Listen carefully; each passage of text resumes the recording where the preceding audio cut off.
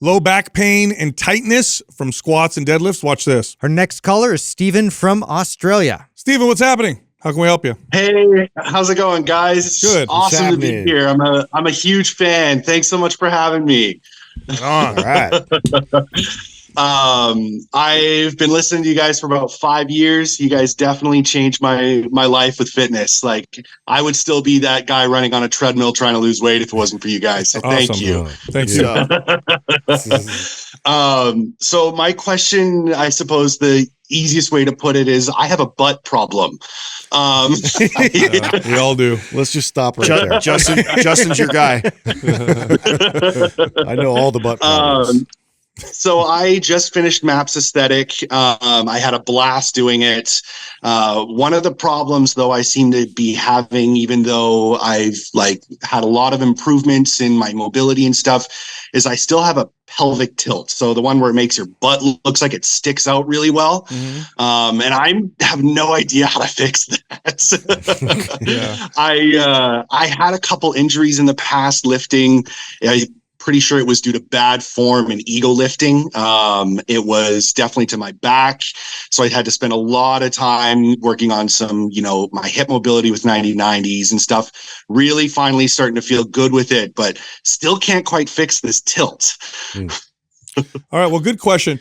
So this actually brings up a good conversation because, when you're looking at what would be referred to as posture deviations, they are not be all end all. They're really just clues and direction. Okay. You have to add that on top of other things to really get a good idea of what may be going on, or maybe nothing's going on. So an anterior pelvic tilt by itself with no pain, if you have good strength, good stability, good control, no problems, it's probably not an issue. Now, if you're also noticing back pain, if you're noticing hip pain or anything like that, and then you also have an anterior pelvic tilt, well, that starts to point us in a direction of maybe what muscles to look at and to test and to see if there's some stability or some strength issues. But unless you have like pain and stuff right now when you're deadlifting and squatting and overhead pressing and stuff like that, if you don't have those issues or lots of low back pain when you walk or whatever, it's probably not an issue. So that's the question I have for you. Do you noticing any of those problems? Do you have like lower back pain quite substantially? I don't have substantial pain. I definitely notice it feeling tight when I get into a lot of lifts. Like I got to do a lot of stretching and stuff beforehand when I go in to do like my squats and stuff. So I definitely feel it tight. I don't know if I feel it right now to the point where I feel a lot of pain though. Okay. So then what we would try to do is offset that position with muscles that pull you in the other direction just to offer a little bit more balance. So really good core exercises that don't involve the hip flexors are good for this. So like hip flexor deactivator crunches. We actually have a video on YouTube. Yeah, it's a good video. Where I teach this. I've seen that one. So I would do something like that maybe 3 days a week and really work on strengthening the core independent of the hip flexors, because in an anterior pelvic tilt, what you often see, not always, but we often see are overactive, what are referred to as overactive hip flexors, and a communication between the core, the abs, and the obliques and the hip flexors that's not necessarily ideal.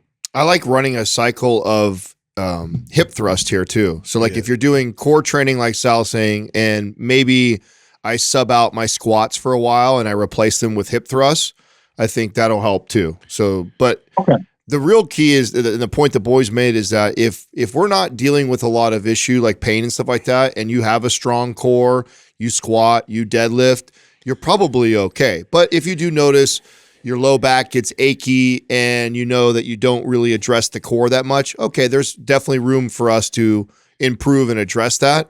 But I also, if you're not, I wouldn't be stressing too much about it. Yeah, because even in the kinetic chain, you might find the ankles, could be a contributor to this and the stiffness in your lower back. So really, it's sometimes it's obvious and it's like, well, I feel this pain direct result of me having this kind of anterior pelvic tilt, but sometimes it could be a little more elusive than that. It could be just the way that your body's compensating from, the ground up.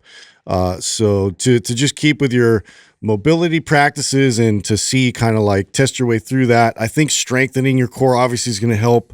regardless of that, just to create that kind of bracing effect that you want. So when you're doing anything loaded, you know, you got that extra bit of support. So working your way through that, and really, like, you know, if you're doing floor bridges or you're doing hip bridges in any sense of it, like making sure like the first thing you do is like correct that tilt and get that flat back and get your core engaged. And then from there, you know, just keep honing in on that recruitment process. What core exercises do you do? What ab exercises do you do most often?